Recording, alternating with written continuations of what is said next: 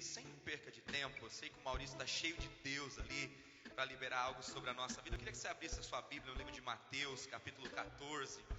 Deus colocou uma palavra no meu coração esses dias, e essa palavra, irmãos, ela tem mexido comigo nesses últimos dias. Eu tenho lido, relido e meditado nessa palavra, e cada vez que eu leio esses versículos, a palavra de Deus mexe comigo de uma forma sobrenatural.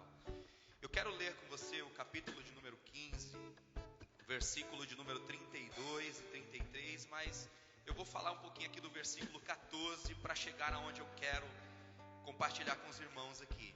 Essa palavra, irmãos, do capítulo 14 de Mateus, é uma palavra que nós lemos e relemos várias e várias vezes. Eu mesmo já ministrei algumas vezes nesse texto, e todas as vezes que eu paro para ouvir Deus aqui, eu me surpreendo com o que Deus faz. Porque a palavra do Senhor se renova dia após dia, e a cada dia Ele libera algo novo para nós. Por isso que nessa manhã o Senhor nos trouxe a este lugar, porque Ele quer renovar aquilo que nós conhecemos, Ele quer aperfeiçoar aquilo que nós estamos recebendo, para que estejamos na presença dEle de forma excelente, de forma poderosa. Olha só, Mateus capítulo 14, versículo de número 13, diz assim: E Jesus, ouvindo isto, retirou-se dali num barco para um lugar deserto, e apartado e sabendo o povo, seguia-o a pé desde as cidades. E Jesus, saindo, viu uma grande multidão, e possuído de íntima compaixão para com ela, curou os enfermos. E sendo já chegada a tarde, os seus discípulos aproximando-se dele, dizendo: Mestre, o lugar é deserto, e a hora já é avançada. Despede a multidão para que eles vão pelas aldeias e comprem comida para si. Jesus, porém, lhes disse: Não é mister que vão, dar-lhe vós de comer. Então lhe disseram: Senhor, não temos aqui senão 5 pães e 2 peixes. E disse-lhe Jesus: Trazei-mos aqui. E tendo mandado que a multidão se assentasse sobre a erva, tomou 5 pães e 2 peixes, e erguendo os olhos, os abençoou, e partindo o pão, deu aos discípulos, e os discípulos à multidão. Diga comigo assim: deu aos discípulos, e os discípulos à multidão. Versículo 20: E comeram todos e saciaram-se, e levantaram-se dos pedaços que sobrejavam 12 cestos cheios. Amém? Queridos, olha só que coisa interessante que nós aprendemos nessa palavra. Primeiro, Jesus, ele confronta os seus discípulos pedindo que eles alimentassem a multidão. Jesus sabia que os discípulos não tinham como alimentar a multidão, claro que ele sabia. Mas Jesus, muitas vezes, querido, ele quer nos fazer refletir, ele quer nos fazer pensar, ele quer nos fazer colocar para fora aquilo que está dentro de nós. Jesus sabe das tuas limitações, sabe. Jesus sabe o que você está recebendo, sabe. Mas ele quer saber qual é a verdade que está dentro de você, porque nós liberamos aquilo que é verdade em nós. Jesus, ele pergunta para os discípulos: o que é que vocês têm aí para alimentar essa multidão? E eles dizem: Senhor, nós não temos como alimentar essa multidão. A única coisa que a gente tem aqui é 5 pães e 2 peixinhos. Olha só, Jesus libera algo muito forte, irmãos. Jesus, ele diz para os seus discípulos: então pede que o povo se assente, organiza a multidão aí, porque depois de organizar a multidão, eu posso fazer um milagre. Sabe o que eu aprendo aqui, irmãos? Que Deus, ele não opera onde há bagunça. Deus, ele não opera onde não há organização. Jesus pede para que a multidão se assente. Quando a multidão se assenta, quando a multidão se organiza, quando a multidão espera o que Deus pode fazer, aí ele começa a gerar um milagre. Querido, talvez você tenha um propósito de Deus, talvez você tenha planos em Deus, talvez você esteja esperando algo de Deus para esse ano de 2016 ainda, e o Senhor está te dizendo nesta manhã: reserva um tempo para Ele, planeja, pensa o que você vai fazer, e quando você sentar, quando você descansar diante daquele que pode gerar um milagre, tudo vai chegar na tua mão. Olha outro detalhe nessa palavra: Jesus, ele começa a multiplicar. E quando ele começa a multiplicar, ele multiplica e dá na mão de quem? Dos discípulos. Por que ele não multiplicou direto para o povo? Porque Deus não quebra princípios, queridos. Eu tenho visto nessa geração, irmãos, tantas pessoas que têm passado por cima um dos outros. Pessoas que chegam às vezes na casa de Deus e já acham que tem a revelação, que a revelação não vem mais para o apóstolo, não vem mais para o pastor da igreja, né? E quando eu vejo o Senhor Jesus fazendo milagres, primeiro ele multiplica, dá na mão dos discípulos e os discípulos dão na mão do povo. Sabe o que é isso? É Deus trabalhando de forma organizada, é Deus trabalhando sem quebrar princípios. Deus não opera milagres quebrando princípios. Deus opera milagres estabelecendo a sua excelência sobre nós. Olha só, irmãos, que coisa linda. Deus fala com Abraão e diz assim: Abraão, eu vou te abençoar. Eu tenho uma grande obra na tua vida. Você não vai ser mais Abrão, você vai ser Abraão, que traduzido do hebraico para o português diz pai de uma grande nação. Aí Abraão indaga a Deus e diz: Senhor, como é que vai ser isso? Aí Deus fala para Abraão: muito simples. Aqueles que você abençoar, eu abençoo. E aqueles que você amaldiçoar, eu amaldiçoo. Sabe o que Deus estava dizendo? Deus estava dizendo: Abraão, a provisão vai passar pela tua mão. Eu vou gerar para você e você gera para o povo. Sabe o que nós aprendemos aqui, irmãos? Que Deus levanta sacerdotes, Deus levanta ministros, e nós precisamos respeitar esta unção. Porque quando nós respeitamos esta unção, nós atraímos esta unção. E quando nós atraímos esta unção, nós experimentamos os milagres de Deus, querido. Se você respeitar a unção que está sendo liberada sobre esta igreja, os milagres de Deus vão ser gerados para a tua vida. Olha só, eu quero chegar aqui aonde eu queria ministrar no coração de vocês. Capítulo 14, nós vemos Jesus multiplicando, e no finalzinho, no versículo 20, diz que sobraram quantos cestos? Quantos discípulos Jesus tinha? Sabe o que eu aprendo aqui? Que Jesus trabalha para aquele que trabalha para ele. Os discípulos estavam trabalhando para a multidão, mas Jesus também estava trabalhando para os discípulos, porque no final sobraram 12 cestos, tinham 12 discípulos. Sabe o que eu aprendo aqui, meu irmão? Quando nós nos preocupamos em trabalhar para Deus, Deus também se preocupa em trabalhar para a nossa vida.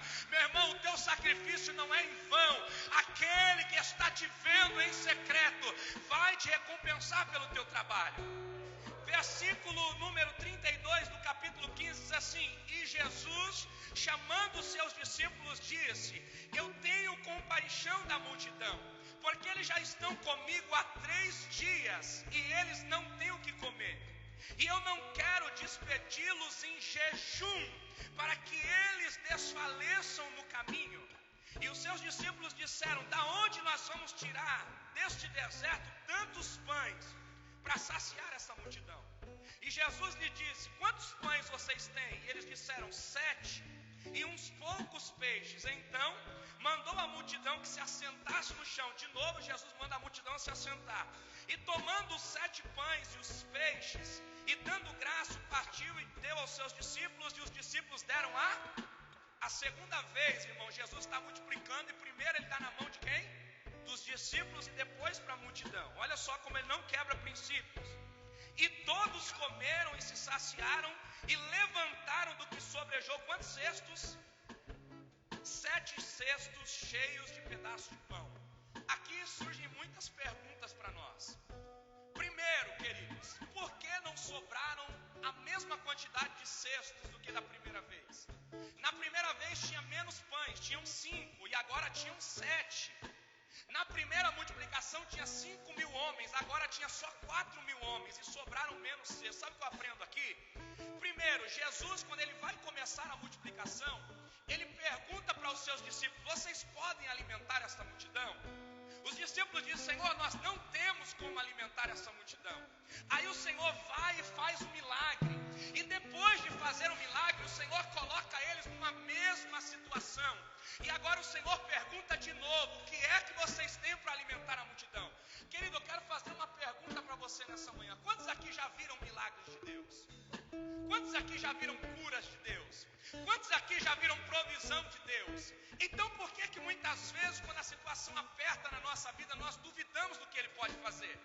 Então por que quando a enfermidade chega na nossa vida, nós duvidamos do que Ele pode fazer? Os discípulos já haviam visto Jesus multiplicar para 5.000 homens e sobrar 12 cestos. Jesus faz a mesma pergunta, e eles agora estão duvidando do que Deus podia fazer. Eles agora estão duvidando da provisão ação que o Senhor pode fazer, querido. Quando nós duvidamos da palavra de Deus, Ele ainda gera um milagre. É claro que Ele gera, porque Ele não pode ir contra a sua palavra. Ele opera em nós a graça, não o merecimento. Então mesmo os discípulos duvidando, Ele gera alimento para a multidão. Mas só que o que sobra não dá para todos. Sabe por quê? Porque aonde há dúvida, não há a manifestação da graça de Deus. Aonde há dúvida, a multiplicação não pode acontecer. Aonde há dúvida, o Senhor não pode colocar as mãos. Mas eu quero frisar para finalizar o versículo 33, que diz assim: que eles estavam com Jesus durante quantos dias? Pergunte para o irmão que está do seu lado: por que 3 dias eles estavam com Jesus e não tinham fome? Porque eles estavam 3 dias com Jesus e não tinham sede. E Jesus se preocupa com o caminho de volta deles. Jesus não se preocupa com o momento que eles estavam ali na presença dele. Jesus diz para os seus discípulos: olha, vamos dar comida para este povo, porque no caminho eles vão desfalecer. Meu irmão, sabe o que eu aprendo aqui? Aprendo uma coisa fantástica. Quem está na presença de Deus nunca vai ter falta de nada. Quem está na presença de Deus vai estar alimentado. Quem está na presença de Deus vai beber água viva. Quem está na presença de Deus vai desfrutar de milagres. Mas quem sai da presença dele vai ter necessidade de água, vai ter necessidade de comida. Eles estavam com Jesus 3 dias e eles não tinham falta de nada. Por que eles não tinham falta de nada? Eles estavam diante da fonte da água viva. Eles estavam diante do pão vivo que desceu do céu. Então eles estavam abastecidos de água e eles estavam abastecidos de pão. Mas Jesus diz: eu vou alimentá-los porque eles vão se distanciar de mim. Eu vou alimentá-los porque eles vão para um caminho mais longe. Meu irmão, eu quero te dar um conselho nesta manhã: esteja mais próximo de Deus, esteja mais perto do caminho dele. Porque quando você está perto dele, você desfruta dos milagres. Quando você está perto dele, a multiplicação acontece. Quando você está perto dele, ele sacia a tua sede. Quando você está perto dele, ele é a tua provisão. Quem chega perto de água, meu irmão, bebe água e tem sede. Olha só que interessante, o Maurício pegou agora a garrafinha de água e bebeu ali, ó, deu um gole. Olha só que coisa maravilhosa. Quem tem sede, no natural, bebe água e mata a sede. Agora na presença de Deus é diferente. Eu gosto muito de usar isso. Por quê? Porque na presença de Deus, quando nós bebemos da água que Ele dá, nós passamos a ter mais sede. Nós passamos a ter mais sede pela presença. Nós passamos a ter mais sede pela glória. Nós passamos a ter mais sede de sentir aquilo que nós só sentimos na presença dele. Meu irmão, pelo amor de Deus, dá a mão para alguém que está do seu lado e diga assim: o Senhor vai suprir todas as tuas necessidades. Quando você estiver nele, quando você estiver com ele, nada vai lhe faltar. Nada vai faltar na tua vida, porque ele é a tua provisão. Se você crê nisso, aplaude a